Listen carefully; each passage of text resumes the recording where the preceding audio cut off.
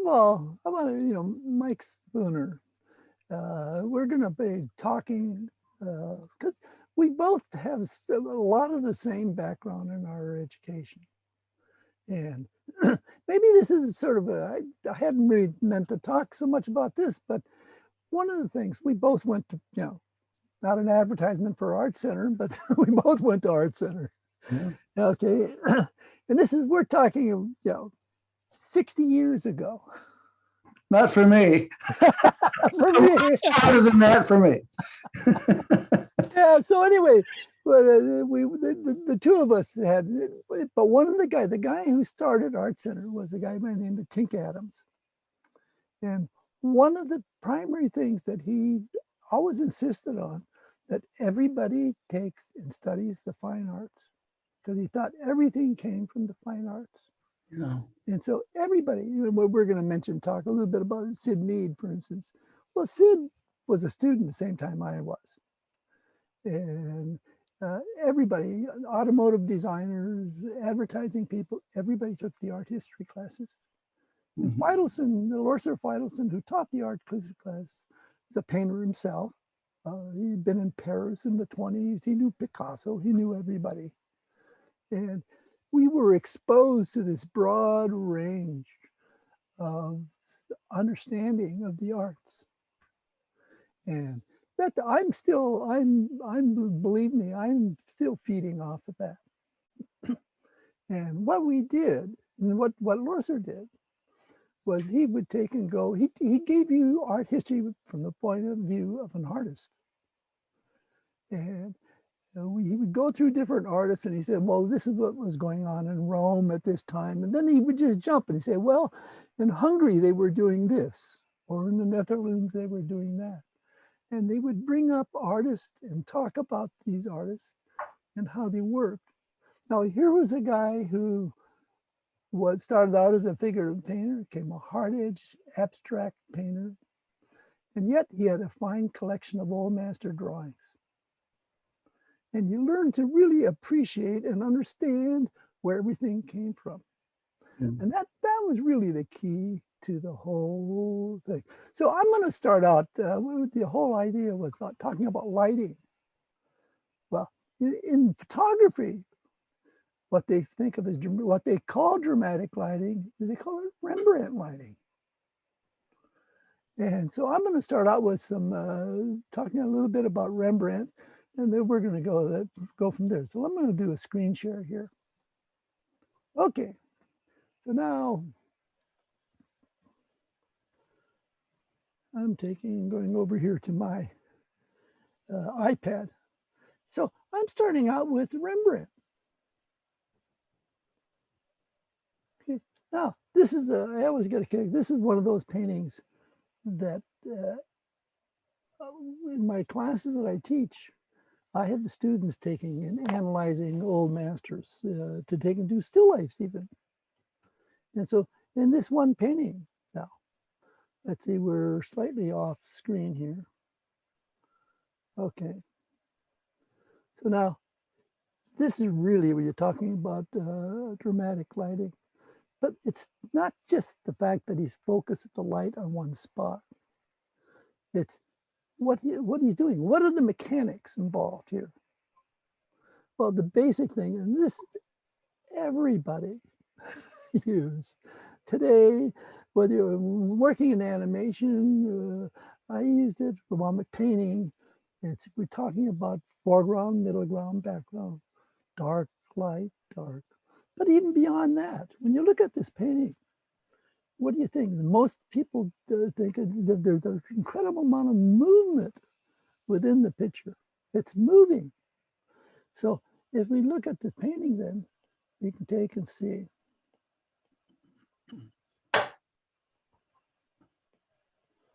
I got some artifacts going on here.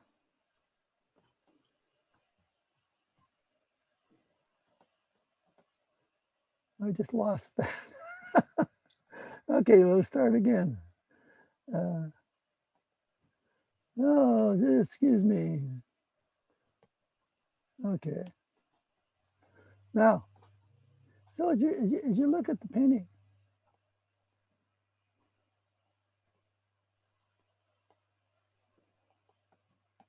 The first thing, of course, the idea that you can see this boat is tilted. Well, if you look at the way the waves, everything in here is a strong pattern. Look at the dark that he's building through here.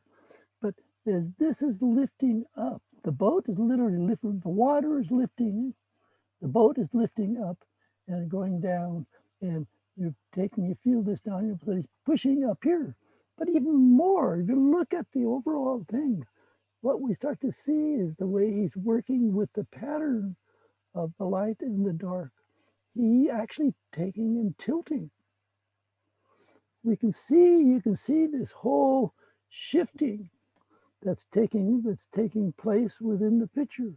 So he's creating a sense of movement and balance. It's not static. It's not a bullseye. And so there's a sense of movement and play within the picture. And at the same time, there's this idea of space. He's taking the foreground here, and then it's going in, it's tilting, this dramatic sense of tilt, and the whole thing is going down. Well, the water back here, that's in space. You're moving in space. And as you're going that way, then he's get the light taking and pushing us in the opposite direction. And just the sense, the feeling of the way the sail is going, the guy climbing up here, all of this stuff. You get this tremendous sense of, gee, it's going to tip over any minute. But there's movement, it's excitement, it's dramatic. Okay, so he's focusing using the light as a tool to take and make the eye move, in fact. So as we look at these things, then we can see that what he's doing now, same thing here. See, there's nothing extraordinary about it, but what it is that you feel the light. He's moving into he literally drags you into the picture. And you're going through the dark, you're going through the shadow into the light, and then the way he plays with that spiral staircase going up. It's a great movement. It's not, again, the focus is, okay, the guy's sitting there. But there's more to it than that. You feel the flow, you feel the movement, and there's a great sense of design to the whole thing.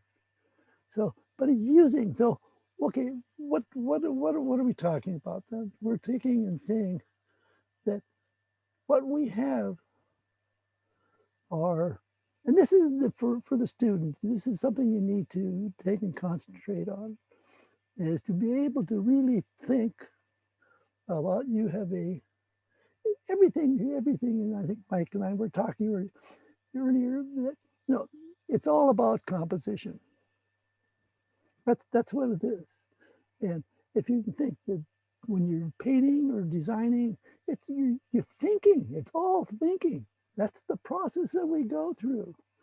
And so as we work, then we're taking and constantly taking and designing. Now, what are we're taking and what are the basic elements that you're taking and dealing with?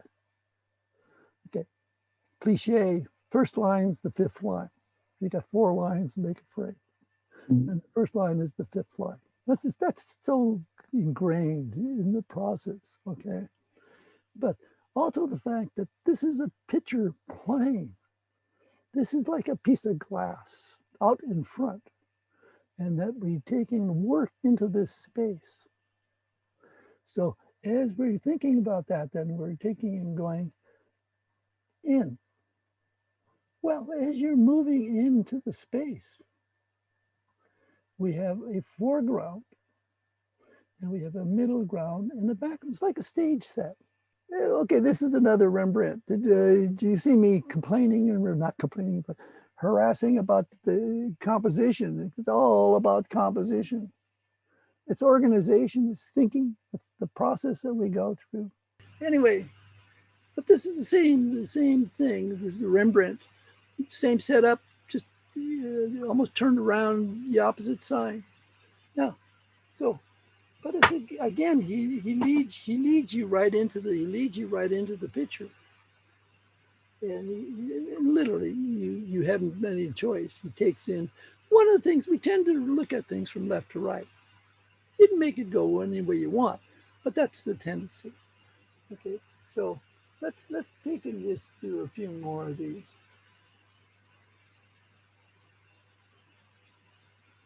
Now, even in here, what we have is again, notice how he's really controlling. Yeah, one of the simple things is, again, he's using the light. You're actually going in the picture with the light, with the direction of the light, just moving in.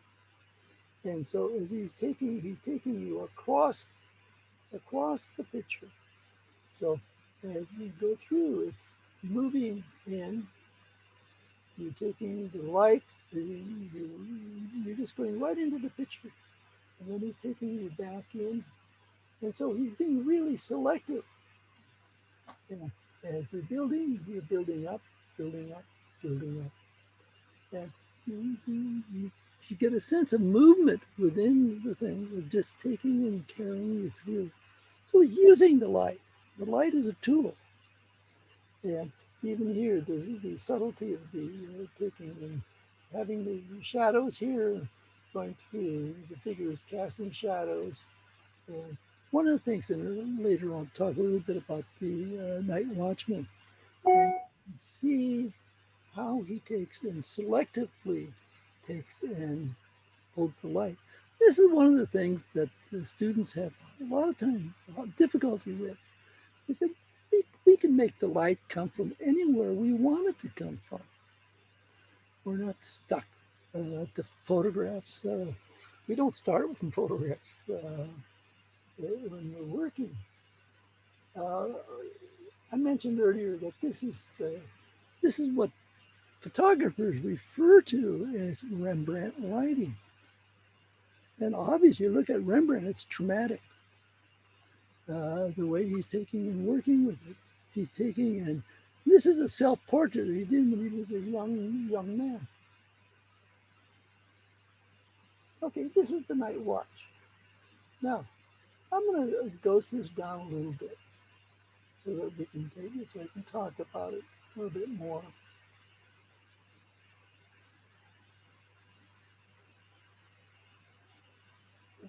Now, again, there's a certain formalistic quality to it. When you think of it as a formula, don't think of it as a rule, but it's a useful tool. In other words, again, he's leading you into the picture and you're going through into here. Now, very clearly now, think of this as like a stage. You've got these guys out in front. Now this is like a panel out in front of the group. And you can see the way that you've got the light going back in. So he has all these groups of figures. You can notice he's taking, this is another group like on the side going in. Now, when you think about it, what's the logic behind having the light back here with the little girl? In fact, I think if I remember reading a bit about it, that there was criticism. What's she doing there? What's that all about? But it's the way he's working with the light, and so he takes and creates these planes in space. These are groups of figures that are coming through that we're building on, and so he's organizing these in a sense of blocks of figures. Now these figures, as you're going into the picture, these figures are walking forward. So again, there's the movement playing within the thing. You're going in to the picture as these guys are coming out. Notice the space that's created with them behind and here. And so we get a certain sense of depth And of course, he's using all, since this is a painting, he's taking and organizing all of the elements coming through. Now, working in the studio, taking and doing the layouts, sliding cells, all this stuff takes and work. Foreground, middle ground, background. It was part of the process of taking, these are simple tools. And so that you can make things happen. You put things in front, you get past it, you go into the picture. Okay. One of the, as I was talking about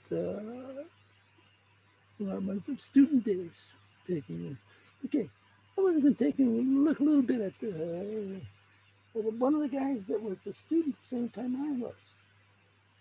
Well, actually, before I get to that, look at this. I don't even know who this is.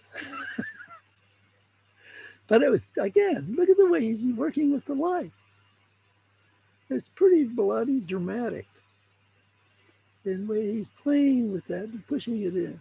It was just looking on some photographs on the net, and I saw this. Wow, that is really dramatic. So we find that these elements now. So now looking at Syd Mead. Okay. He's using the same thing. Notice the way he brings things out in front. He's pushing things back. How he's playing with the eye level. It's all part of his. Syd Mead was a student the same time I was. We all had the same classes. And one of the comments I remember when I was a student, you see Syd's stuff on the wall, and the fact that he was one of the few automotive designers that actually could draw. And he had his figurative stuff, and particularly that's what I'm talking about. That he had an ability to draw the figure, which most of the automotive designers didn't. And so it's that period of but you look at the big, simple shapes of how he took them away. And this is one of the things that we bring up all the time when as a teacher, where we start is the thumbnail. That's the starting point. And both Michael and myself were before computers, and many years before computers, in fact. And we work from paper, but we do. We work on, obviously I'm working on the digital constantly, but I'm starting my sketchbook on paper. And it's the thinking process that we go through. We start on paper, I bring it into my computer, I bring it back to paper, I maybe take it back into the computer, and then back to paper, then I start blowing it up. And we constantly are working with these media. These are tools that we use, but it's being able to manipulate. And this is the part that being able to take and manipulate the whole sense of light. How do you use it? Thinking about the space within the picture, and the space itself is a tool that we use. We can take and pull things forward, we push things back, we can take and move things around. And this is being able to do that drawing wise. And this is all, look at Syd's stuff there. There's no photographs there. He didn't use a photograph. It's all invented. And that's the process, is invention. And unfortunately today, that everything tends to be taking and using the photograph. The photograph can be deadly. You have to know how to use a photograph. It's scrap for you. It gives you a hint, but we build from that. Okay, Mike, why don't you jump in here and give us what do you got to say here? Well, you're on Syd Mead now, and Syd Mead started with working with, well, was it Ford, General Motors? I mean, he was so, his work was so attractive. He immediately, right out of school, began working with these automotive companies because he understood not just how to draw a car, but his vision. They wanted him for his vision for what would be tomorrow, the future. And that was his bent. He always had a very strong interest in futurism. So they capitalized on his interest, and he did it so well because he not only drew futuristic cars, but Syd knew how to place a car in the context of a composition that had not only the car, it had environment, it had world. There was a world view there of what tomorrow might look like. And he would, of course, his drawings were impeccable, and the way he would color and light those images, only brought people's curiosity and almost, I can't wait until tomorrow. I can't wait until there's a time when I can buy a car like this.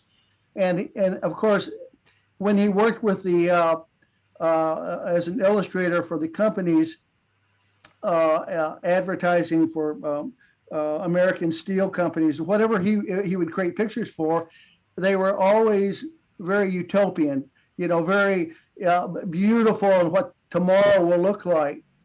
And then, of course, he ended up later on in his life shifting to film, and many of his film assignments were more dystopian in character. They were about the world of tomorrow and how civilization has died and it becomes now dark. So his prior work in advertising was very light, colorful, happy, family-oriented, and that kind of thing.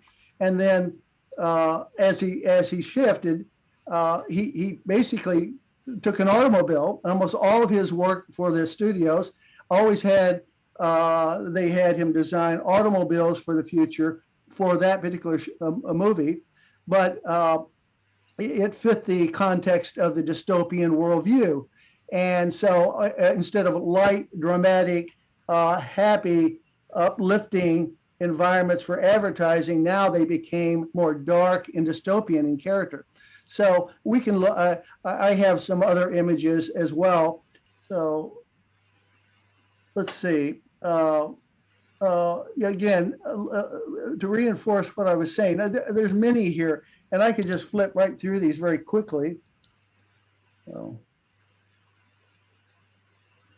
let's get us out of the picture there. This is pretty small, but again, this is advertising worldview for the future, but everything is utopian in character. Everything is wonderful for the future.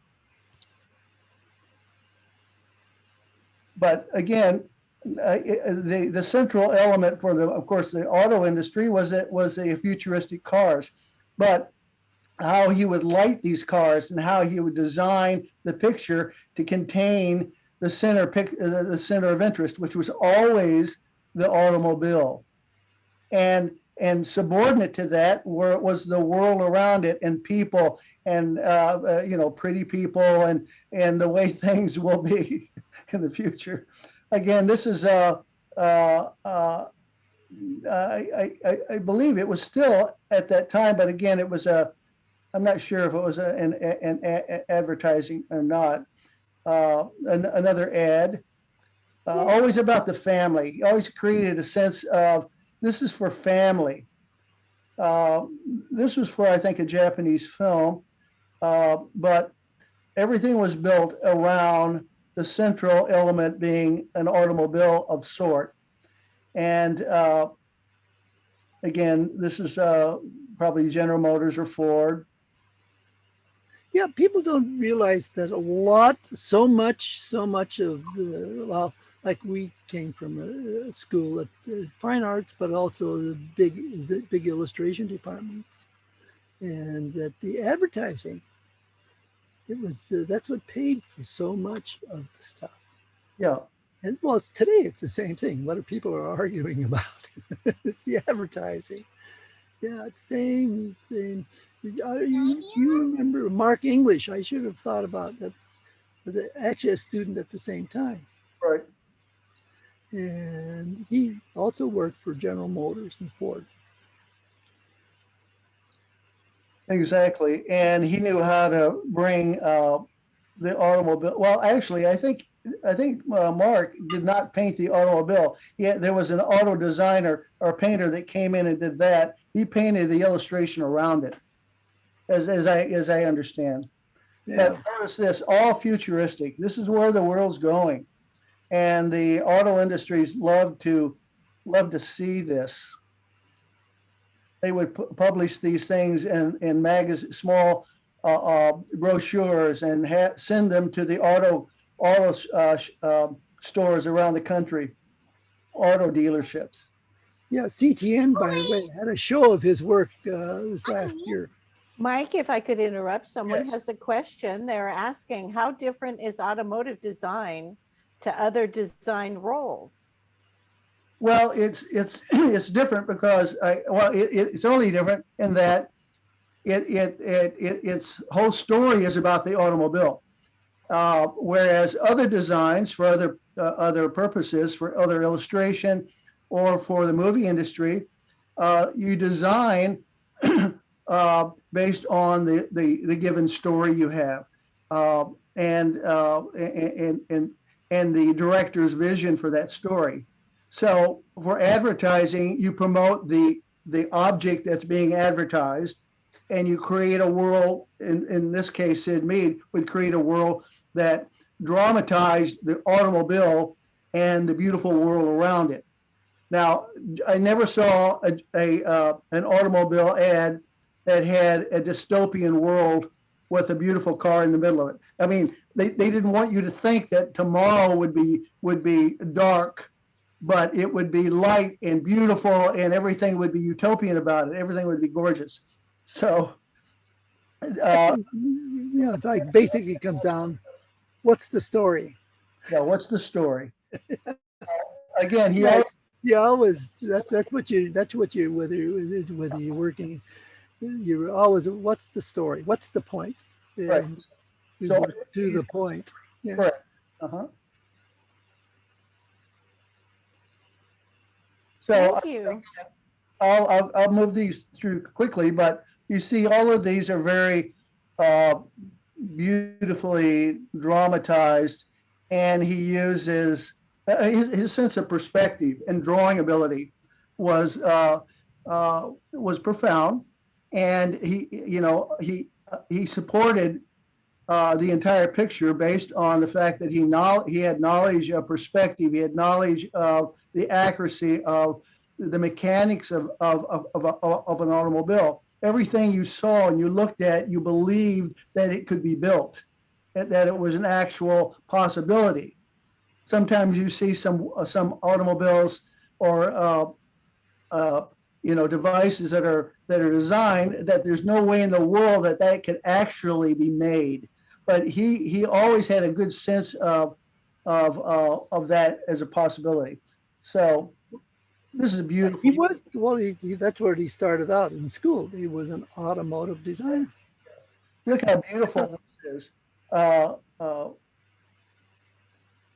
I mean, it's so very simply designed, limited color palette, but the drama of all the warmth of these red flowers and the reflections on the ground hit the underside of that edge as it turns down toward that edge as it turns down toward the ground. I mean, he was such his ability to understand reflection and the reflectivity of color. I mean, he was just excellent, and no wonder they continued to use him. He was a master at it. I think like one of the things that allows him to do this, that he was incredibly skillful with the use of the materials. These is working basically with gouache, Yeah. and that to be able to take if you look at some of the originals, that like say they had a show of CTN of his stuff, and how free he would begin these drawings. And with incredible use, he was so facile with the materials that he could take and build with. There's a skill level there that is absolutely amazing.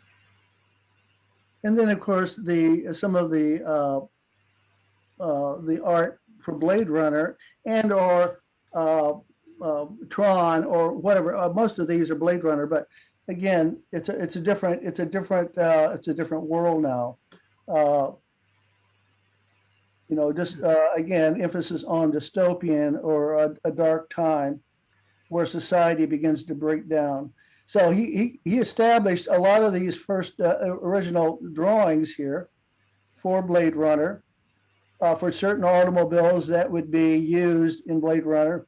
And they were very accurate in terms of their personality and, maybe not in detail here, but enough where someone then could come back in and redesign over the bigger picture. Here's an interior, very futuristic, but very, having a sense of high technology, the use of still a lot of high technology. This is a beautiful picture here for Blade Runner. Again, emphasis on the car that was designed for that picture, but how beautifully the surrounding fits. The surrounding tells of the period, the time in the future, and the activity of lights in a city, etc. But the car does not get lost. It really holds its own strength here. This car is subordinate completely to this car. And because it's locked into, because it's locked into the colorization and the darker tones of this background area. These beautiful highlights really cause your eye to hold, and the silhouette of this car is very clear. I mean, we don't lose the silhouette of it.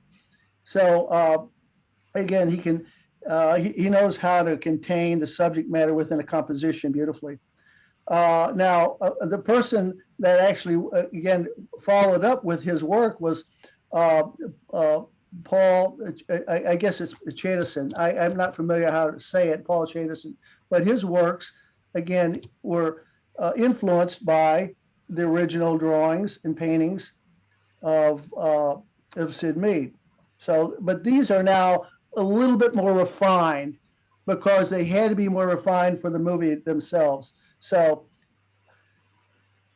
these are some very dramatic, powerful images that this artist did. So a little bit more clarity on the details, whereas Syd Mead's were not as clear, but Syd gave the overall bigger picture impression of it.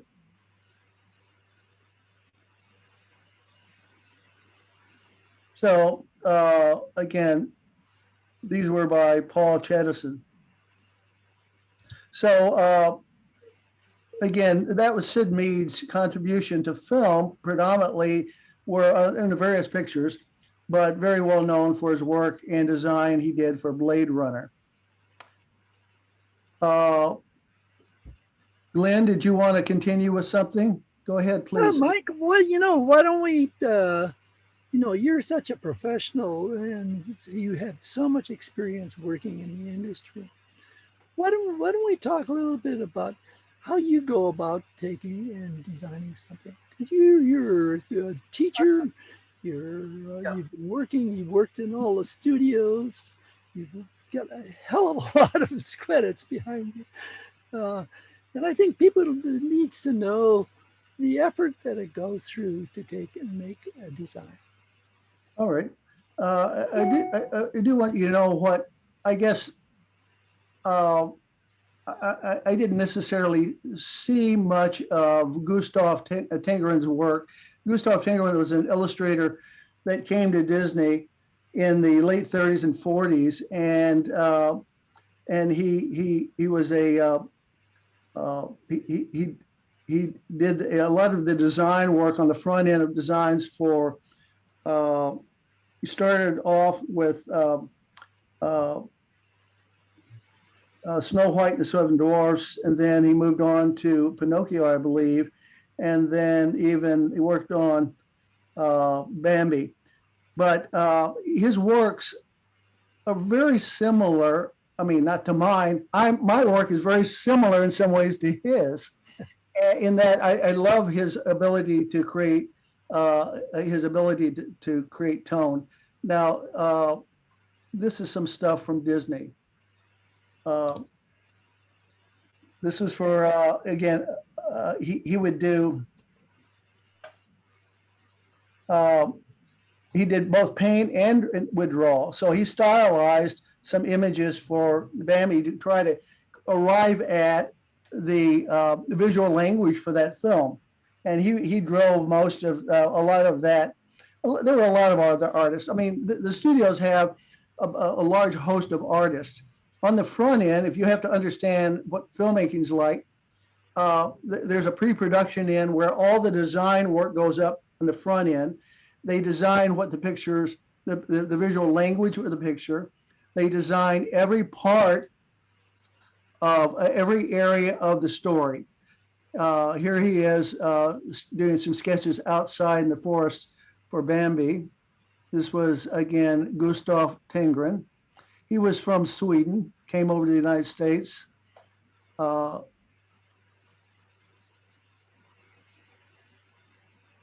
But here are some of his, some Disney things. This is for Pinocchio. Again, these are his paintings. These are production design pieces that were followed up in the movie. They followed his works very closely, his styles very closely.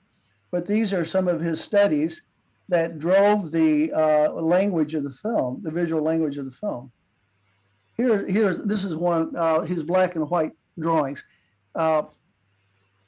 Some of my work leans this way, not because I studied him, but that was my passion and my love, is to have tonality and to have light being a central part of my pictures. But and as I studied Gustav Tingleman's work, I was very inspired by these, and I thought, I think if I would have been on Pinocchio, I would have fit. It would have fit. I could have done that, but his work is so beautiful. Mike, when I was working in the studio there, that Dan Hansen and myself, we had a bunch of these originals stuck around in the room. We went down and they were in a cardboard box in the archives, and we grabbed a bunch, and we had all of this Pinocchio stuff stuck all over with push pins up on a wall. Today they would have a fit if you even touched the things. Today they're incredibly archived, protected beyond any place in the world. But when I was on, a little backstory, if the audience might be interested, I started with Disney television animation in the late 80s when they were a new part of the studio, a new division, and later went on to Disney feature animation. But we could at that time go to the library, Disney library, and request Pinocchio drawings, a location or layout drawings. And honestly, we'd get packets of it. We would sign our name and walk out, take them to the studio. And as I was going through some of them, I was thinking, here's a drawing.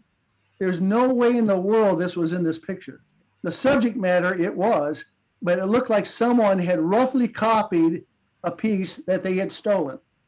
They had taken the original out, and they actually roughly copied over, on a light table or something, and added that one as if that were the original. And so often that was done. I mean, people within the studio, I guess, had taken a lot of these original pieces. Not all of them, thank God. Yeah, yeah. I know there was one guy who actually the studio raided his place because he had a lot of stuff that he had said that they had been given to him. But, Yeah. yeah. Look, I'll talk a little about this later, but Gustav Tingleman was so good about the presence of light, how it enters a picture, and how it helps as a design device for us to faithfully and adequately read the picture. Again, light, without light, you don't read the picture. You have to have a certain amount of light. And so how you use that light is, as a design element, is critical in creating good compositions. Here, we do see a very strong silhouetted, I don't know why. Rembrandt. A very strong silhouetted foreground, right? And we're not lost with that. The idea that, I'm going to go out and come back into that. Now, the idea about the silhouettes in the foreground, foreground elements can be dark, so dark they become abstract. So if they're too dark, what has to be vitally important is the silhouette must read something about the subject matter. Otherwise, it's meaningless there. So in this case, we do see within the dark, we see the elements inside that dark silhouette, but the silhouette themselves become very prominent and very clear to understand. Even the hanging doll puppet. Okay, we go to the midground. It's an open space, predominantly open space. In this case, because this bird cage had to have its clear space. You can't busy this area up. Even the background where the cage is centralized in front of it is not busy. It's kept simple. Simple in order for the center of interest to become readable. And so again, but the entire room is contained. We don't go out of the picture. We stay within the picture in this small space, and it holds us beautifully in that drawing. So we are so encouraged here by the eyes moving toward the center of interest here. So again, we'll talk about center of interest in a moment, but it's lovely, very attractive piece. Again, a down shot on this village, very European historical small village, again for Pinocchio. And he had a long history of being very interested in, and I'll go to Arthur Rackham, the illustrator of the early 20th century, late 19th and early 20th century. He studied, and a lot of his own work, like these right here, are his works after the influence of Arthur Rackham. Now you'll see when I open Arthur Rackham's folder here, these are what he was doing before he came to Disney. Now, Arthur Rackham, his works are very similar, but it was Tingleman that studied the illustrations of Rackham's works. So again, we do have influences that drive our interest and help develop us as artists. So that was Tingleman, and you'll see now, I can show you.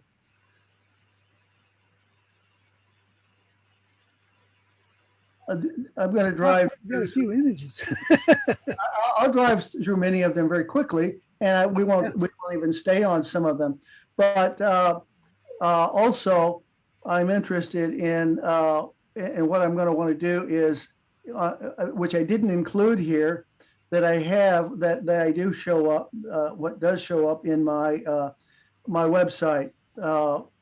My website, you can find my website at michaelspoonerart.com. Now, my website has a lot of the pictures I've worked on, and then when I talk about certain things, I'll have to go to my website because I have them. The things I want to say are included here that I didn't think about until I talked to Glenn this morning. So we'll put that off to the side. Now I'm going to. When I first I started in the animation industry with Ralph Bakshi, Lord of the Rings, back in the late 70s. Went from there to Filmation Studios and worked on He-Man, Masters of the Universe. And you know, it was a job, but you know, for many people, for younger kids, that was the most important movie or television show they'd ever seen.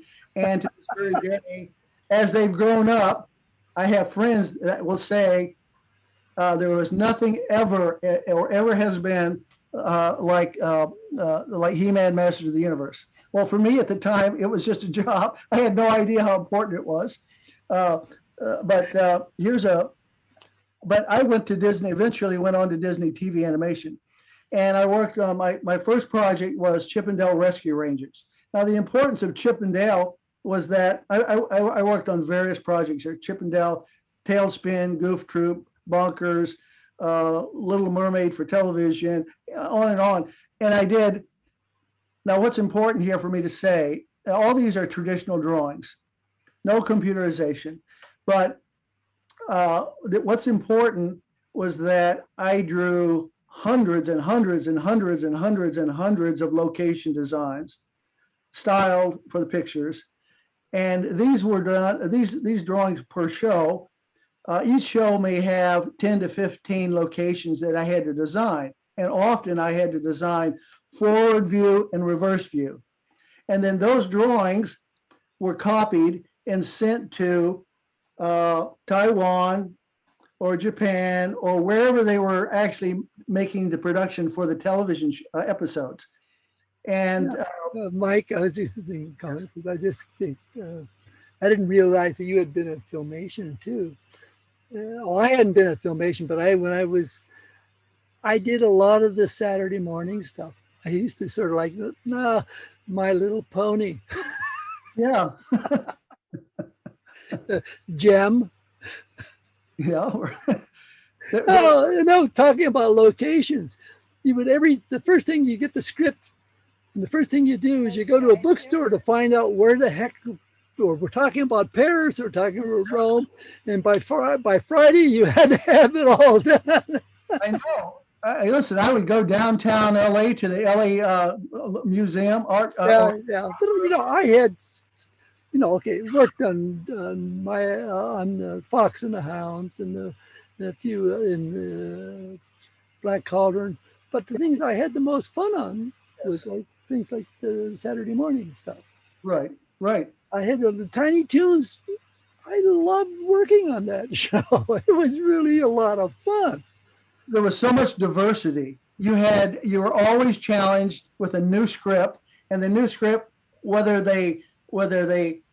had most of our like local designs for like Chippendale, their home in the tree and the places around town, whatever. But then their scripts began to go out of town. They would go to Europe, they'd go here, they'd go there.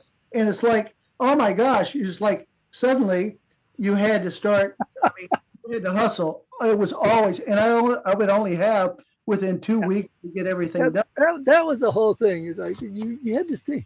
And part of the thing was, well, everything isn't perfect the way you'd like it. And you'd say, oh, damn, that didn't work. Well, that show's over. Let's do the next Monday. Let's do better. Exactly.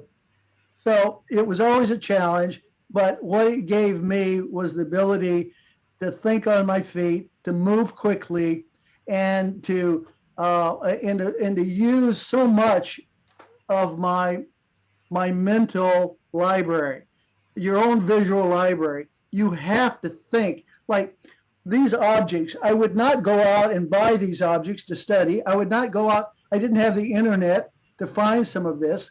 I had to create most of this from what I kind of understood for years about seeing, let's say, a steel safe.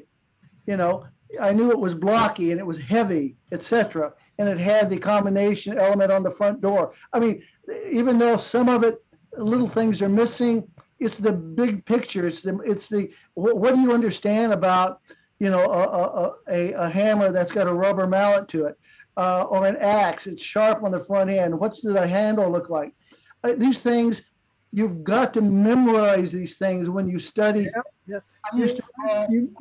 You remember in school that one of the things we had to do was have a sketchbook where we did nothing but drawings of things. Inanimate objects, right? Objects. Yeah, objects, and you had to do with a ballpoint pen, and you did these sketchbooks full of just objects, cigarette lighter, door jamb, windowsill.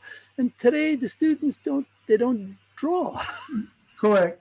But you know, that's something that you should be doing. Those sketchbooks for me at that time also included the object. Now look under the object. Now look as if you're above the object. Turn the object. You had to feel it in the 3D.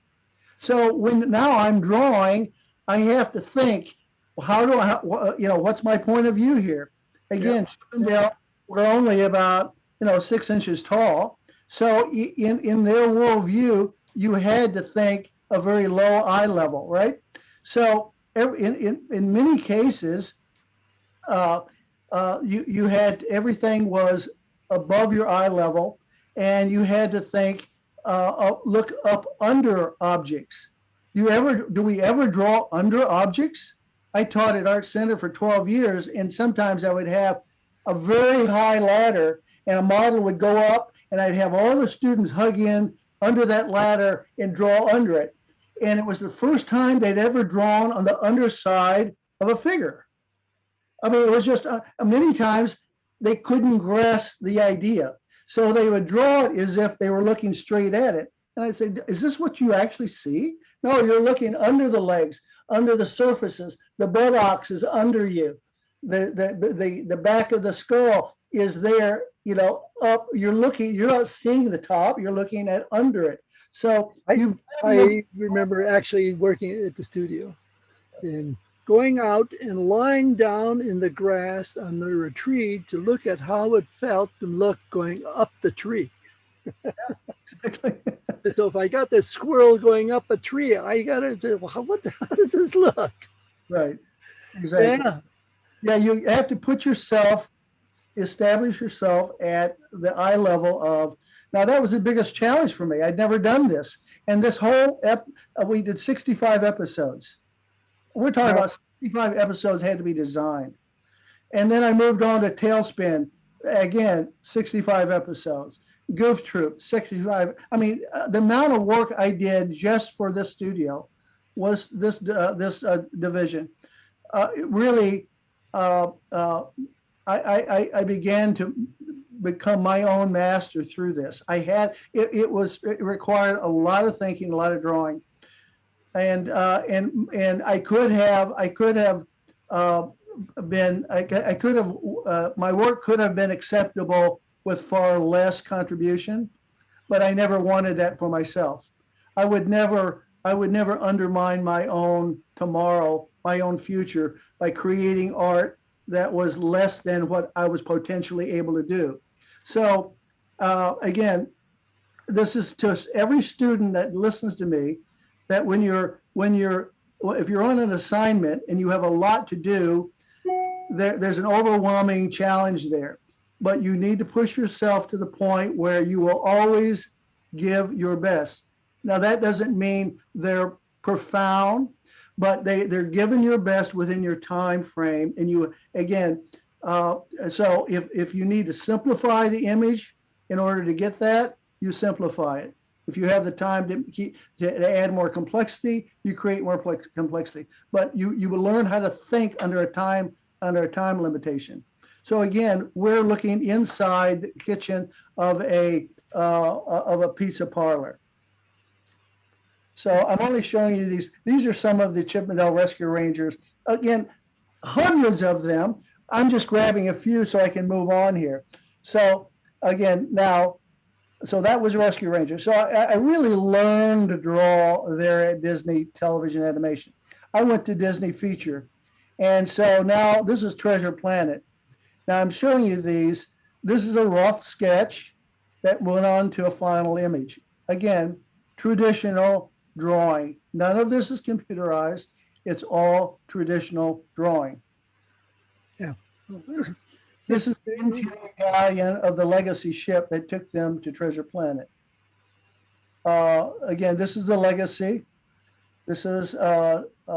Doppler. I mean, I just threw, at the time, the characters weren't finally designed, but I created Dr. Doppler and all of his space gear, and then Jim Hawkins to his right, and they're seeing the Legacy ship for the first time, and we can talk about later how all of this is designed to get you to the center of interest, what's most important in the picture. This was the spaceport Crescentia, which was the biggest challenge. We had no idea what that was going to look like.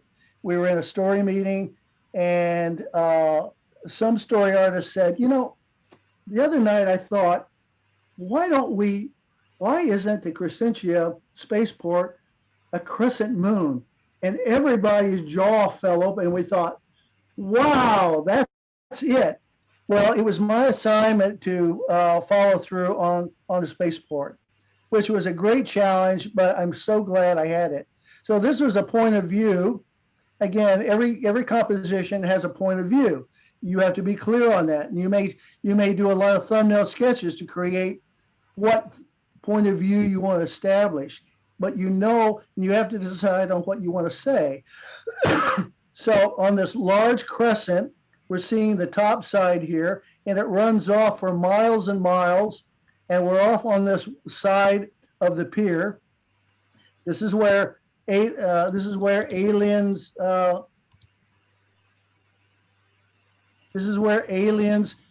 ships fly in and dock. I mean, for miles, both sides of this crescent.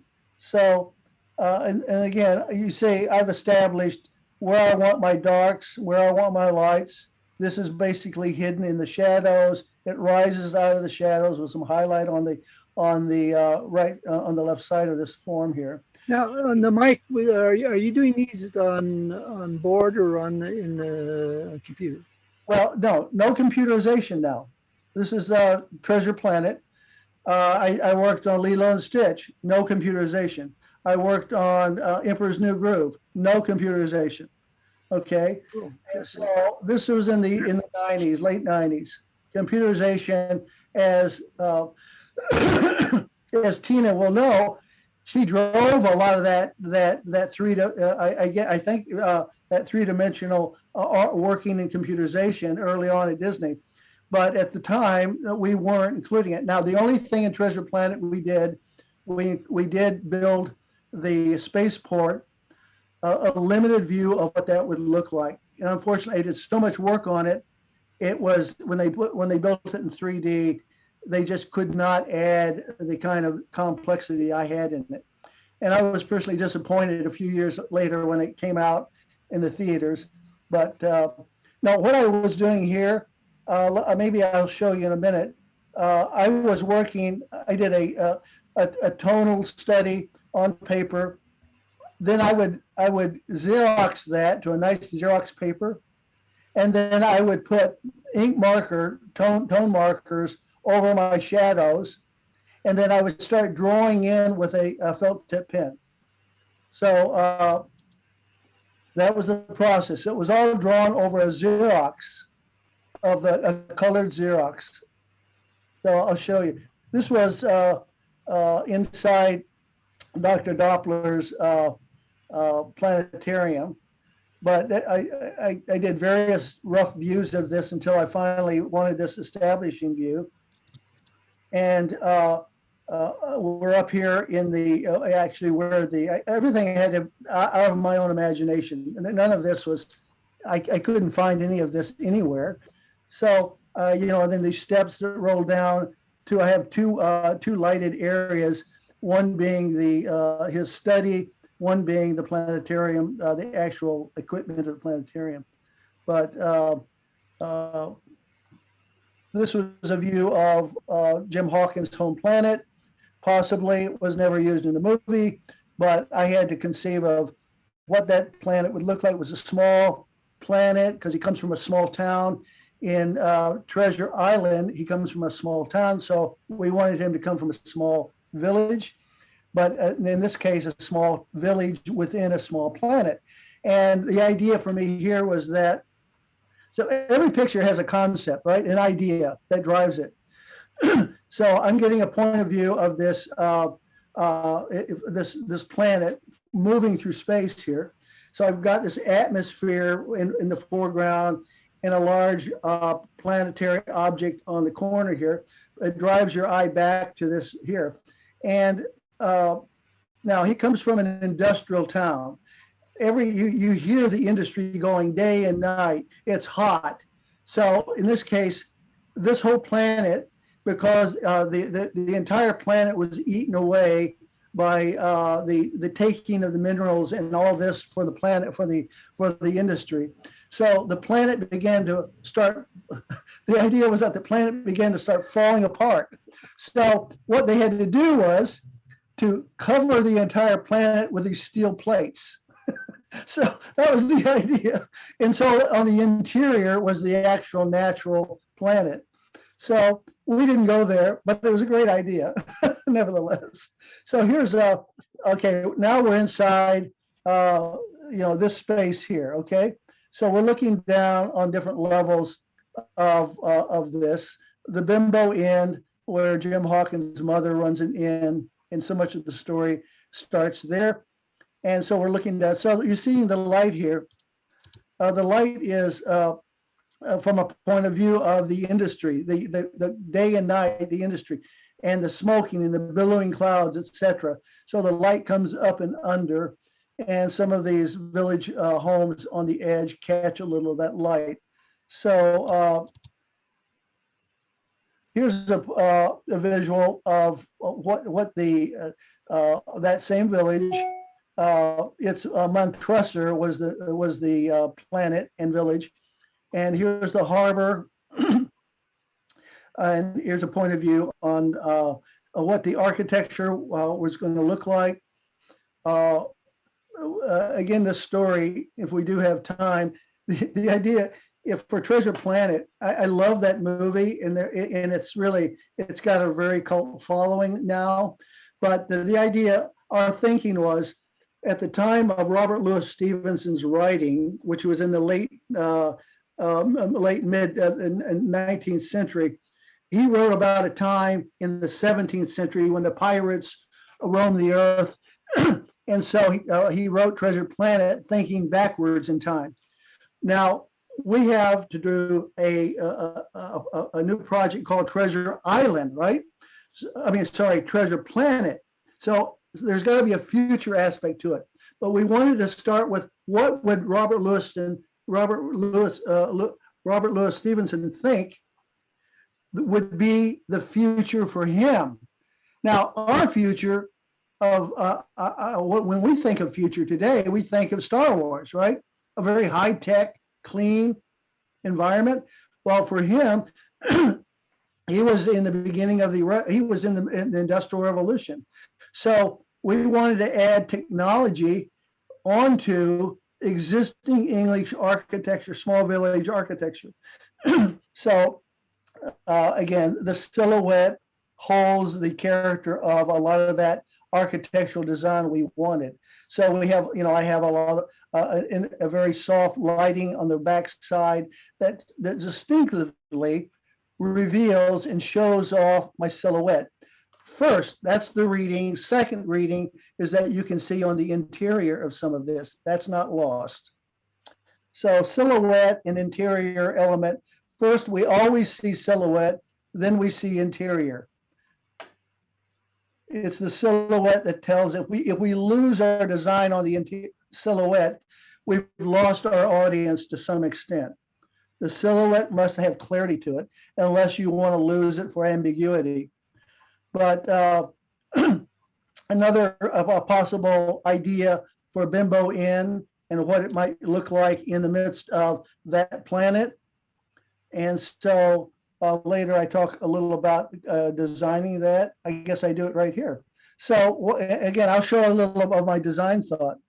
Okay, how I created this. I did a lot of thumbnails. Don't go anywhere without doing a substantial amount of thumbnails. And I selected a thumbnail that I think tells my story best. So in order to get to the center of interest, which is obviously Bimbo Inn, to do that, I want my forms, my ground forms, to work in a way where it begins to lead the eye to the center of interest. So again, I'll go back and forth here. You see, it's nothing but organic ground planes, but these are designed in a way where it visually you flow through this picture, and this takes you back into even this organic filament here in the sky takes you back, leads you. This spaceship directs you to there. So again, you see how I've worked that out. Again, this takes a lot of thinking, but it's really important and it's challenging. But again, because it would have, I needed to link this information up to I needed it to become part of the big picture that ultimately directs the eye to center of interest. That's one of the most important things. How do you take your picture? How do you organize your picture? What is composition? Well, it's basically the art of organizing, right? It's the art of organizing everything you're going to have in that picture. Organizing and controlling the way the viewer reads through that picture in order to get at your intended message. You have a message. You have a center of focus. Your central, my message is Bimbo Inn. And my message is, what's the character of this landscape? What's the character of this world? So again, you have to organize. You can't throw stuff into the picture. You must organize your picture. In order, you organize your lighting, or organize your forms in order to arrive, to get your audience to arrive where you want them to be. So I've done that here. So that's the center of interest. Now, here's again, one of my first tonal pencil drawings using indigo blue here on paper. Actually, my paper, I've used a vellum, a nice quality vellum. I can erase a vellum on a prism, and I draw with Prismacolor pencil. I've done that for years. I don't know why I fell into that.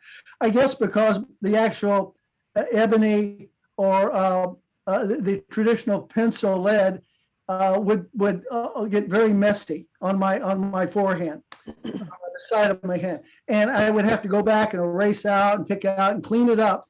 Whereas with my Prismacolor, that would not happen. So I'll draw with Prismacolor. You can't draw on paper because of the texture of the paper. That Prismacolor is a wax base, and it will embed itself into the paper, and it won't come out. So on a vellum, a nice vellum or tracing paper, you can draw on that. And I'll take a tissue. I'll take a Kleenex tissue, a simple Kleenex tissue here, and I'll take it and I'll blend some of my tone I already have in there. I'll blend it to bring unity to it. Then I'll come back and I'll erase out. One of my most faithful drawing tools is an eraser, and on the end of a pencil, I'll buy pencils to never use. I'll buy basically just normal pencils, not quality art pencils that have a great eraser and I will cut that eraser as I need to keep it sharp. And I'll come in and I'll start pulling out lights. So I organized myself here. Then I took that, I scanned it. Oh, I'm sorry. I printed it on high quality printing paper at Disney Studios. Then I would print it out, and then I would draw over that high quality with ink markers, and then maybe add some gouache in the background here for the top side of the. This was all domestic and government, and that's where the city was. Off on the side of this large, immensely large crescent was of, again, all of the piers, and in this case it was night. The original movie, our idea and the script was that Jim Hawkins would meet Long John Silver in one of the pubs, and so he had to walk through here at night, and it was very challenging, very menacing, because of some of the pirates were very, very mean, and so criminal minded. So this is a piece that I did. I'm gonna pull this out of the way. This is a piece I did for Shrek. I worked on Shrek. I worked very early on Shrek, along with a lot of other artists. But in this picture, I have the Shrek's. There was a witch in the story at that time, in that development, and it's the witch's forest. And inside the witch's a carriage, or what's that called? A carriage, I guess. I can't think of what a little trailer where she would live. But again, if you go to my portfolio, online portfolio, you'll see just see a lot of the pictures I've done for all of these pictures. I've just grabbed a few, but you see how I keep everything predominantly it's subordinated into a general dark, but there's still readability in any of this. But I want to draw your eye to the center of my interest. I do that because I frame this. You see, I frame it with these trees, and I drop it into the center of these trees there. So it's, again, I have a visual framing that tends to hold your eye or bring your eye back. And then I have my lighting that drops out in front and catches a little onto the trailer. A little backlighting, which is not as strong as my foreground dramatic spotlighting. So there's an idea about how you work with light that can make a picture very interesting and charming, and tell your story. This is a piece I did for Fox and the Hound 2. This was the tent. It's the tent interior for the where the musicians would hang out. And so again, enough information in here, some foreground stuff. Everything has to do with musicians, their boxes, where they carry their stuff. Got a nice clarinet there, little performance stage here. This is only for the musicians to practice in, etc. But and again, since the Fox and the Hounds, the animals were important, the dogs. They had their own little space to hang out here, and their feeding bowls or water bowls. So everything has sense to it, hopefully. Here's a picture I did of Fox and the Hounds. Again, an exterior road. Again, these were actually designed again for the shots that's in the movie. In this movie, we had a landscape that was ready for this car to come over the hill. Well, what I had to do was I created a landscape and designed it so your eye moved up and toward, and this, even the trees here frame where your eye needs to go. Yeah. Mike, on the original, Yeah. that what we built is, because we didn't have any computers, of course, then. But what they built is a track inside, and each one of us we had the car, a model of the car, and we'd hold it on a stick, and we would walk around going over and around the bumps in the road. And each person would take a turn doing it. We're talking about Frank and Ollie and everybody going back over to try to see if we can make that car go in the right kind of bumps. So then they were filming that and then rotoscoping it to take and get Flying over that, right? Animating over that, exactly. Yeah, because I worked on the Fox and the Hounds, and I did. Right. That was the first film I worked on, actually. Sure. And I did a lot of the just basically two of us to start with. Sure. Doing all the layouts. So here we have a Lilo and Stitch. Again, notice how I framed Lilo within this house architecture. Again, architecture. Well, anything. I mean, I've framed her with this tree and foliage.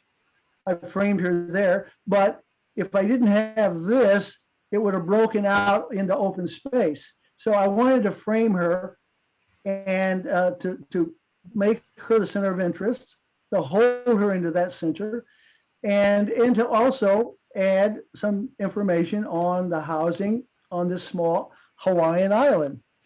And so that's why I framed her in this way. Now, the next piece is a study of Lilo's bedroom. So here we have the drawing, indigo Prismacolor on a nice vellum. And I did a lot of roughs before I arrived at this. Okay, I don't just draw this. I do a lot of roughs. I do thumbnails first, then I do roughs until I get my forms, my shapes right. And then I do a final drawing.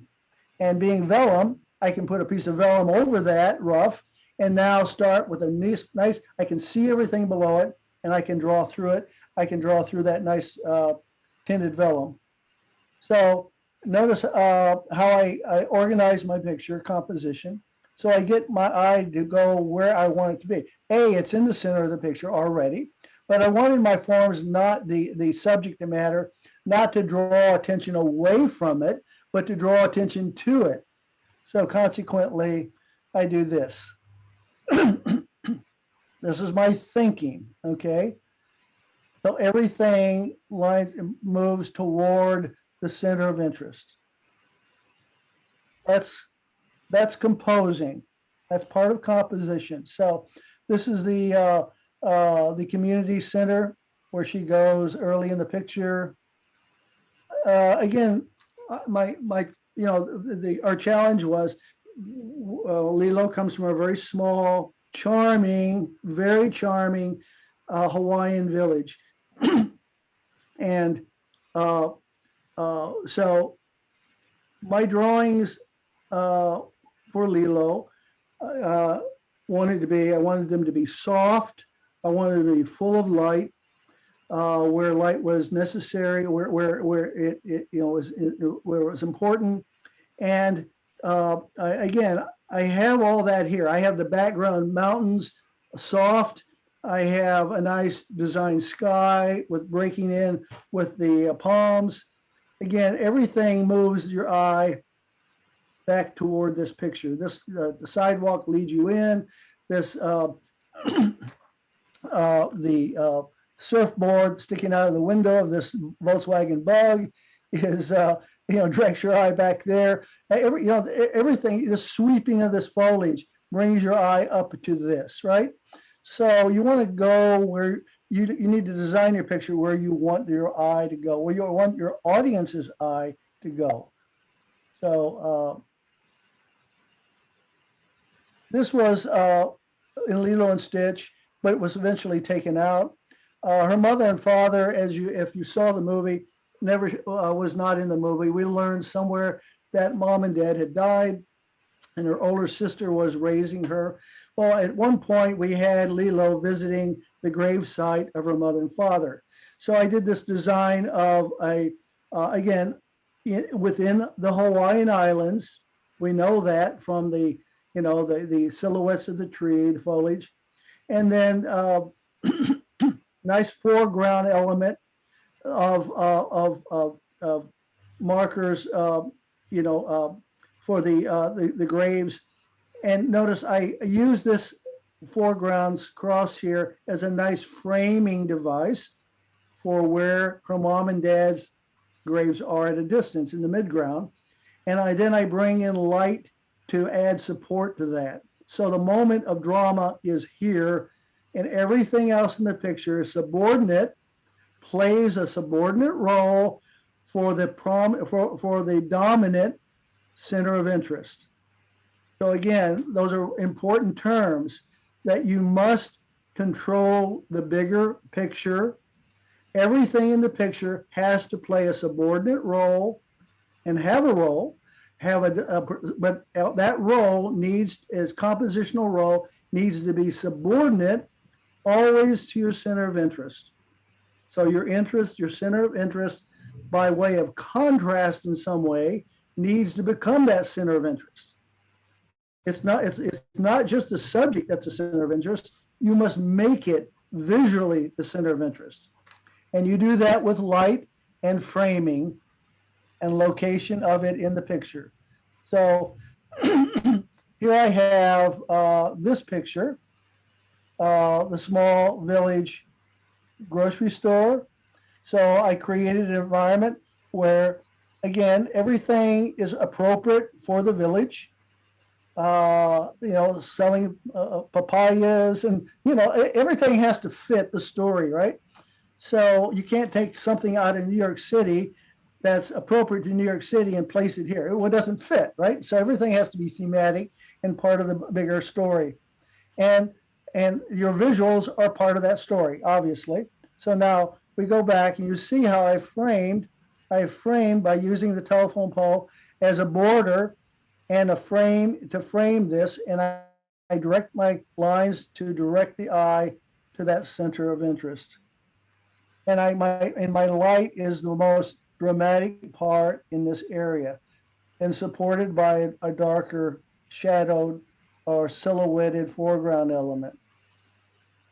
Okay, inside the community house, where she goes up and the kids are up there doing a drama.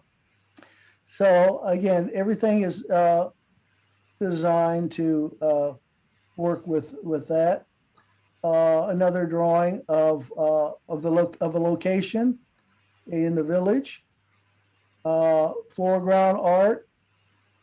As it goes back, we lose definition, and it moves into the heavy atmosphere of the village, which is much different than maybe other places. So again, you can dramatize your art by atmosphere, by controlling the tonality of your information. It's about losing and finding information. When something's lost, it's insignificant. It doesn't matter whether it's lost. It's already understood that this area back here that tends to be lost is all of this in the distance. It's a given. So a suggestion, matter of fact, it was Harry Carmian that told me that, I'll never forget this term, suggestion is better illustration than fact. That if you can suggest something, it holds interest in that area, and the audience can fill that information on their terms. So how the audience wants to fill this background, I've suggested what it may be, but it gives the audience part of the experience of viewing a piece of artwork. So artists that are very literal about everything, it gives the audience very little participation to be part of it. They just look at the craftsmanship, but they can't really finish areas. Your audience in this case begins to finish in their own imagination because of the suggestiveness of this background. Does that make sense? Yep. So Well, you've taken that's actually a big part. You use your audience to take and carry things through. yeah. Your probably audience about is this. very Yeah. intelligent. You can't assume your audience is not going to be intelligent. That's why in a picture, it's so easy to lose your audience if something's not making sense visually. Yeah. If they lose information, if they can't find the center of interest, if they can't find in most cases on a film, the center of interest is always the character, and your environment in that shot, in that scene shot, your environment must cooperate with the center of interest. They must have a space available so that center of interest can act in that moment, in that space.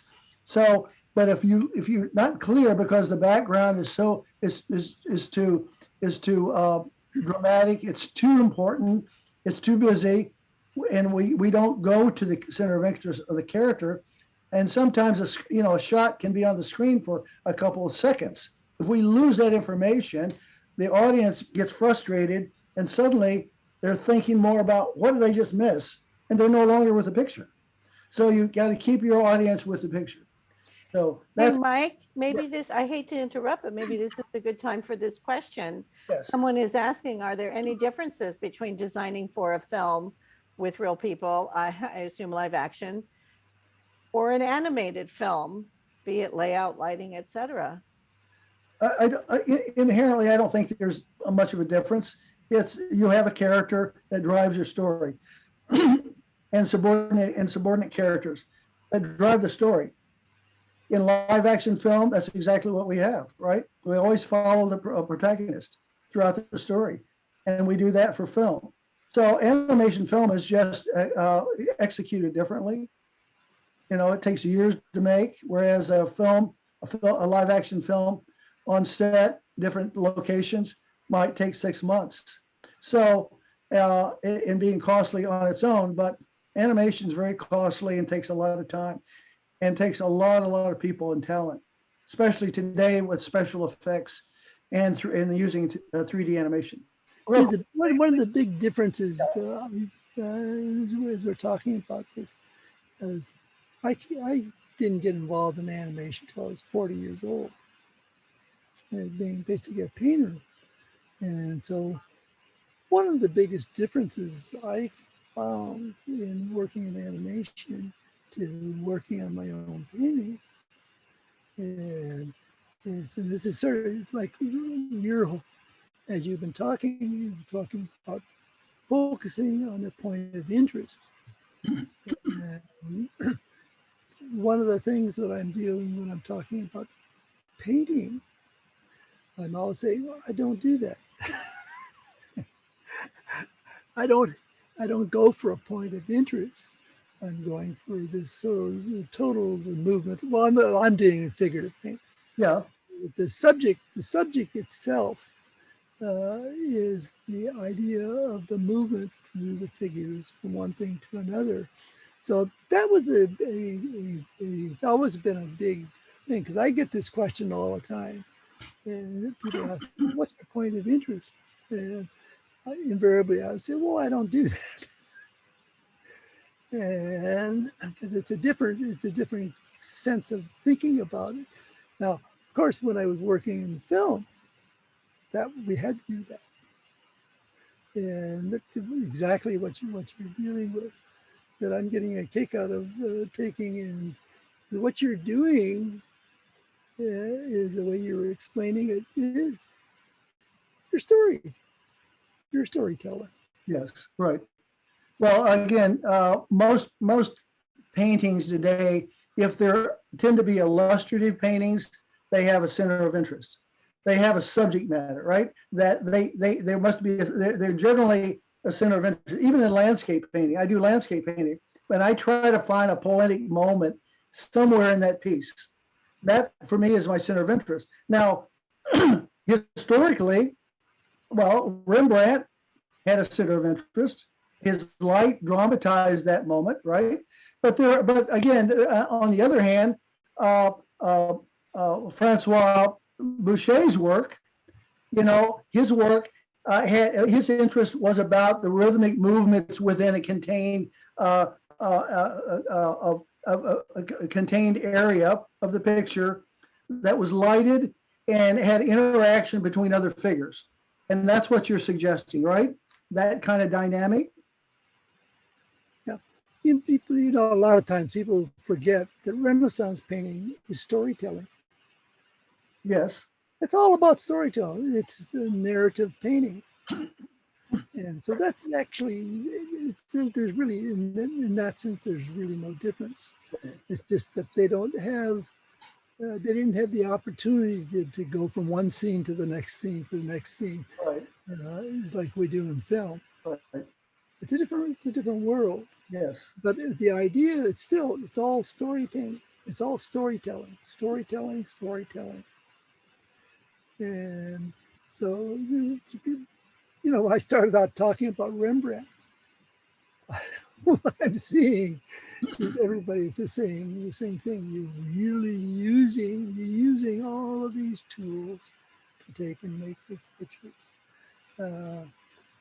That's one of the things that I found when I started working in the industry. That the first day they stuck me in there and I started doing story sketches. And I thought, I knew nothing. Literally, when I got hired, I knew nothing about animation. I went out and bought a book on Disney because I didn't know what the hell they were talking about. But the idea is taking and drawing from imagination. Just sitting there and you're fantasizing, you're creating, you're drawing from imagination. And this is the thing that I find is the hardest for a lot of the students today, is that they don't draw from imagination. They don't draw. That's the hard part. Yeah. First of all, many don't draw. They don't learn to draw, which is very critically important. Yeah, because it's the tool. It's their thinking process. That's how you think. That's how you design. You design with the pencil. Oh. But it's all here. It's all here. And you learn this by using paper and pencil, by working out problems, working out visual problems. Yeah, and that's I'm teaching I've taught several times now classes on imagination and drawing, and I bring out bags of rocks and sticks and things to take and get people start inventing and using the thing. How do you invent things? And it's you have to do it. Yeah. It's fun. Yeah. Here's your visual elements. You create something of your imagination out of these elements. Yes. Yeah. Well, I'll move on here real quickly so we can have some time. Again, this was in 2017. Again, I'm not telling you what the picture is. I mentioned here it's recent. I won't go to where it was. It's a non-published picture at this point. It was just a development picture. It was a development. So I'm not going to go anywhere with that. But my image is, this is a mountainous plateau and a village settlement, human settlement that lives up in these lower mountain forms with a much higher dramatic mountain above them and mountains around them. But they're in this area here. So I'm going to move into, now my next shot is moving into that. So I'm now looking down. My point of view is now high, looking down onto this, okay? So now we have this village up here and paintings on the rocks, etc., that talks about the character of this tribe. Again, my lighting is contained predominantly with the most dramatic lighting is held within this spot because I want you to go here and experience some of the details of this area.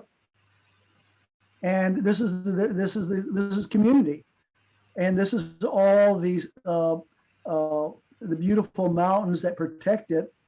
But from this light source, some of these edges of these lower rock formations are cast onto this back mountainous edge or surface. And so, again, not to the point where it pulls the eye away from, but it all helps to contain the overall background.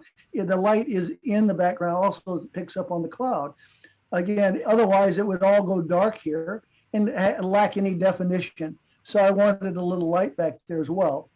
So again, everything is about design, you know, how and where you bring in light and what purpose. It has to have a motivation. Your light has motivation to it. If you can't justify the motivation, then maybe you shouldn't use it. You need to justify everything you do.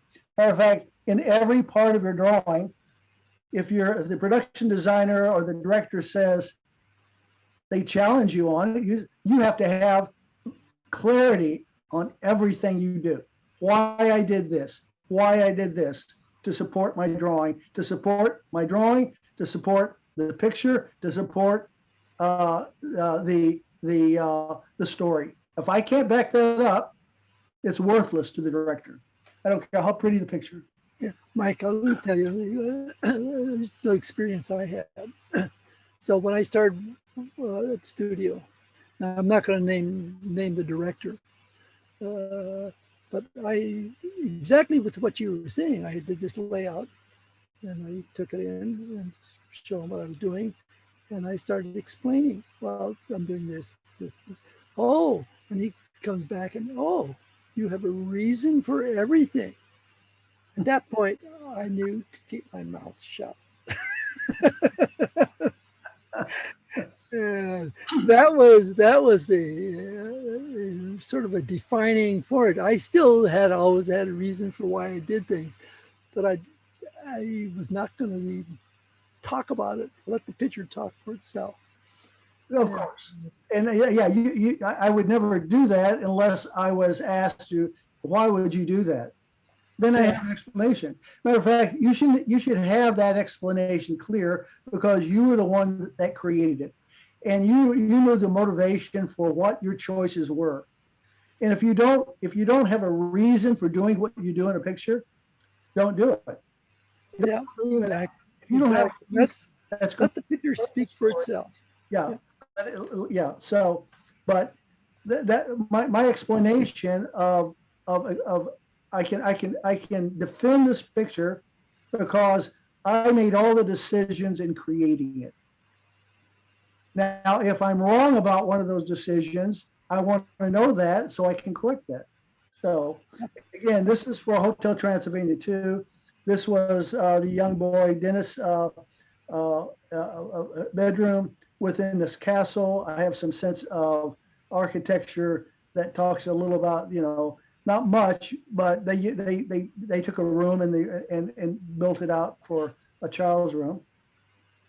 And so again, think about what this picture would look like if it had no light coming through the windows.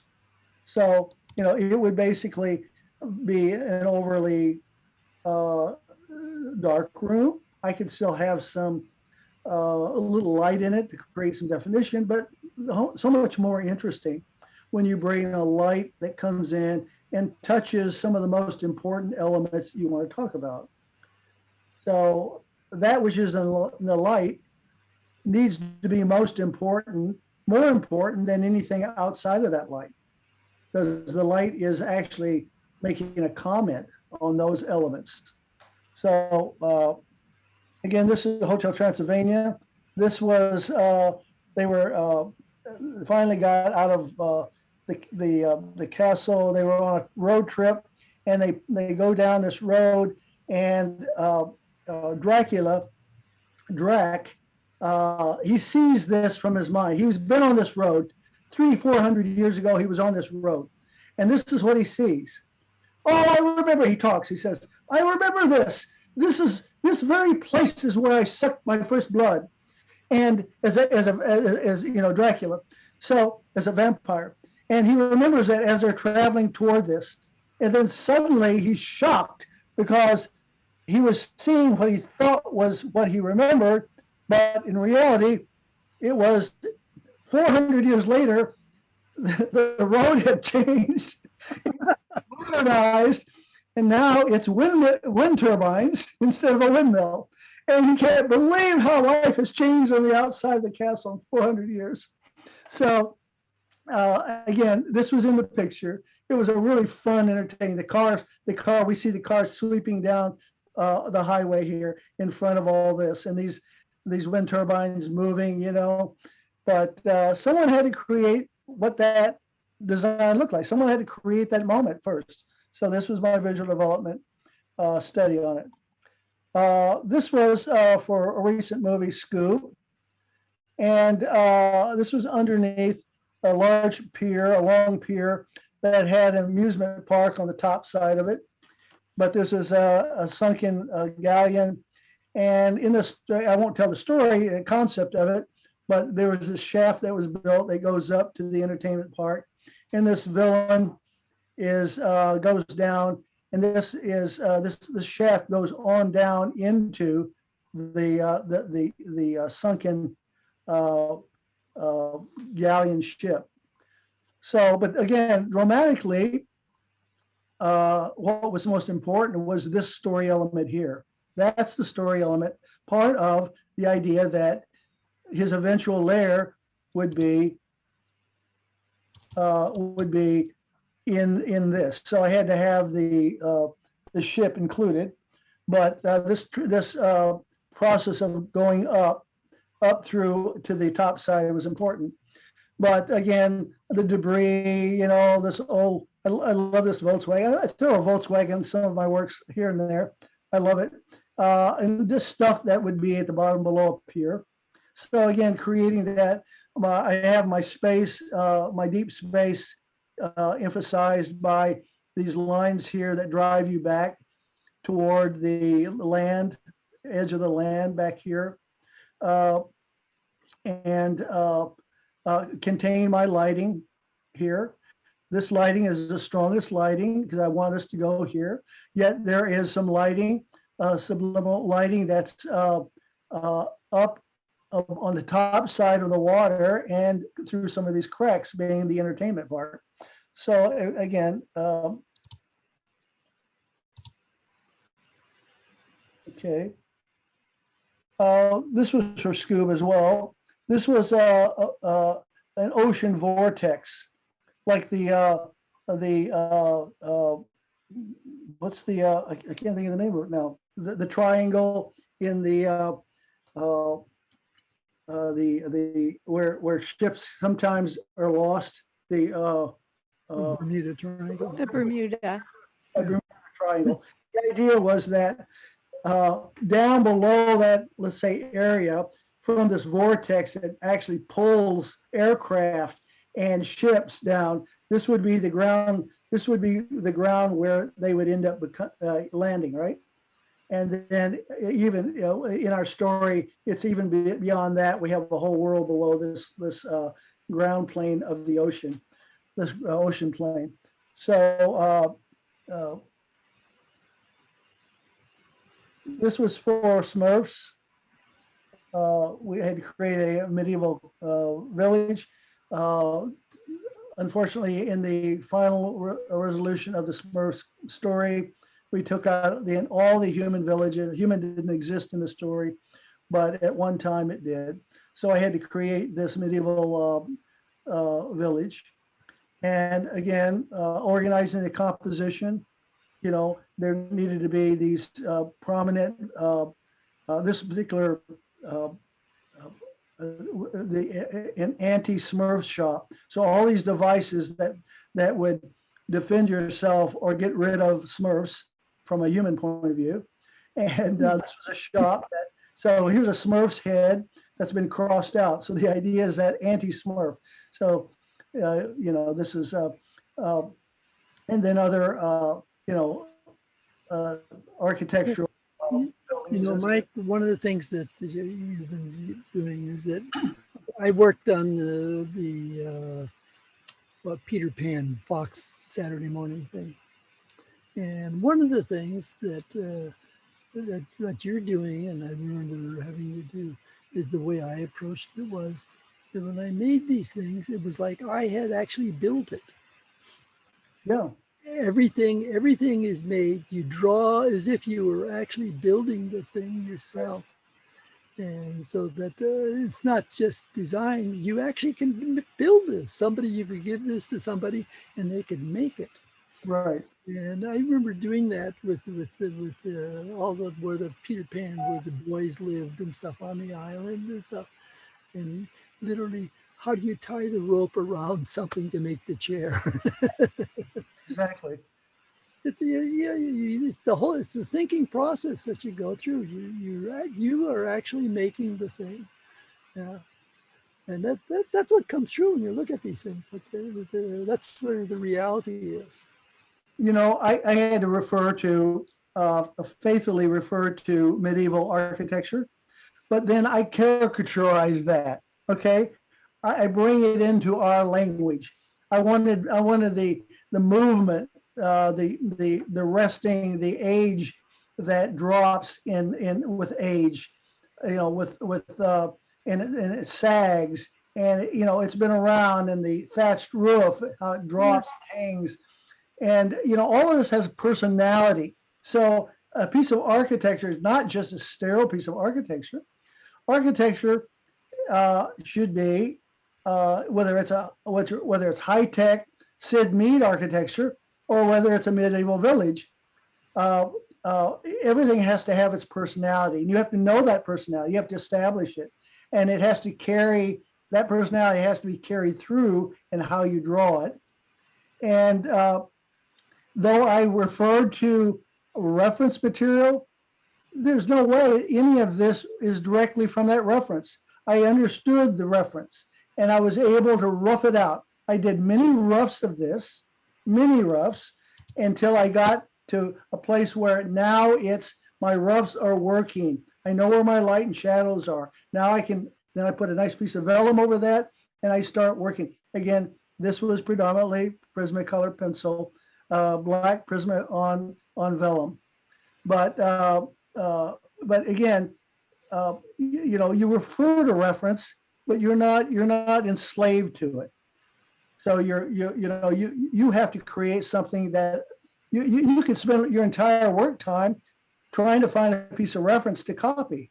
Yeah, Eleanor, I remember making the comment. He says, "Use the camera. I've used the photo, but don't let the photo use you." Yes, of course. So, you know, and those who rely on reference on the internet never attempt to directly copy it. You may end up having a libel case for copyright infringement. Yeah, that. Even that, regardless of that, let's say you changed it enough. Well, the idea is that you need to think, you need to start, you need to learn how to build your own environment instead of referring to something and building over it.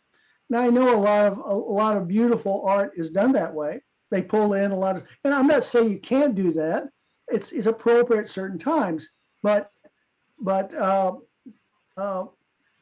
learn to find your own sense of personality in the work. When you're taking it from something else, you're taking that artist's personality and you're trying to inherit it. Whereas try to let your art come from yourself. You know, now let me say something, that this will only ever be, this drawing here will only ever be a Michael Spooner. It'll never be anyone else's. It originated with me and it finished with me. Now, why is that important? Well, because I'm an egotist. Okay, no, not because I love I'm ego driven. No, the idea is that we are important. That our identity as artists, it's our creativity. That's what we were born. The gift we have. Let it bring forth a creation. Don't steal it from someone else. Don't just build onto someone else's essence. It may come from you. And every other artist, listen, there are a lot of outstanding artists in this industry, in the animation industry. I applaud everyone I see that are outstanding. Sorry. Absolutely, Mike. I'm only one, but none of their work will ever be mine, and my work will never be theirs. So I hope they look at my work and they applaud me because I applaud them. And I'm never jealous at their work. I never try to be someone else. I always try to be me. And the full satisfaction in life, when it's all over, is to know that I searched myself, I understood myself to some degree, and every decision I made came from my essence and from the experience and the knowledge I gained over the years. There's a complete different appreciation about what you do and about the end of your portfolio and what it contains. Yeah, absolutely. People ask all the time, but well, what do you think this guy is better than that guy? And say, oh, well, I think Picasso was the best Picasso I ever saw. That's right. That's a good point. We're not comparing apples and oranges type thing. It's not a horse race. Right. Yeah. Yeah. No, absolutely. And that's hard. That's hard for people to often to take in there because they're always, it's so competitive. They're competing, but sure. You compete with yourself. That's right. Like I'm still learning all the time. You know, at 80, 84, almost 85. Gee, I'm picking up new tools. I'm picking up things. I say, oh, this is cool. This is fun. And people try to say, well, they looked at drawings I did 15 years ago, and they say, okay, they want to copy this one kind of drawing. I want to draw like that. But Vilppu's this.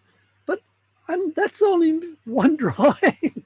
I'm changed every week of the, I'm doing something different and different new all the time. It's just because that's what you do. Yes, let me say something to the students that are listening here, that Glenn is 85 years old and his brain is still very alert. Listen, I went to a neurologist for an issue, no big problem. They couldn't find anything from a brain scan. And the one thing he said to me, and this was about 5 years ago, and I'm not in my 20s, okay? Get that, I'm not in my 20s. I'm not as quite at Glenn's age at this point, but I'm an older man.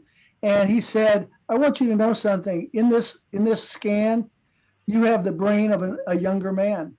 And I was, what? Is that right? He goes, and I was concerned, and I was delighted to hear that, because my mother at 84 years old died of Alzheimer's. And I was concerned, but he said, you've got a brain of a younger man. And I thought about that. And I said, since the late 1970s, I have been, and before that, I was an illustrator. I have been making design decisions. Every decision I make in this painting, this drawing you see here, from start to finish, is hundreds and hundreds and hundreds of decisions that you have to make. And that's excellent for the brain. In this business, if again, to get you to encourage you not to make your art overly simple by business building on somebody else's work and just changing the color or changing a little here and there, you're not benefiting from the process of starting from a rough thumbnail sketch, working ideas through, which all affects the brain positively, and then going through to the final. You've made thousands of decisions, and they're critical decisions. They're thoughtful, deep decisions that the brain must be active to make. And that's different from just sitting on a couch watching television. where all of this is just being fed. We are not engaged. Making art for these many years has kept my brain young. And I'm so happy for that, because otherwise, unfortunately, I may follow what my mother followed, what she died of. And but I don't think I will. I think because I will, even in retirement, I'm going to continue to make art. And that's healthy. So to encourage each of you, use your brain, You don't stop. look at the original idea which belongs to you and make this stuff work. Follow through. One of our teachers, Harry Carmine. Harry right now is actually, I think he's 98 going on 99. Is that right? And I've heard he's still working. Yeah. Suggestion, illustration than fact. I'll never forget that from Harry Carmine. Here's go ahead. Do you want to say something, Glenn? Go ahead. No, I just, Mike, I really want to thank you so much for taking the time and joining us, because you've said you're the pro at this. I was an interloper into the animation industry. Well, but you've done so much beautiful work, and I want to thank you so much for coming in on this whole thing and saving me a lot of work. I would like to also thank you both for taking the time out of your day to share this amazing knowledge. This has really been an honor and a pleasure, and I hope we can do this again sometime soon. But we would like to thank you very much for being here, and we'll put your resources in the chat room so that people can contact you directly. But I don't know if you saw it, you had people from New Zealand, Austria, we had people from all over the world. So your voice was heard, and thank you so much. I hope you have a good rest of your day.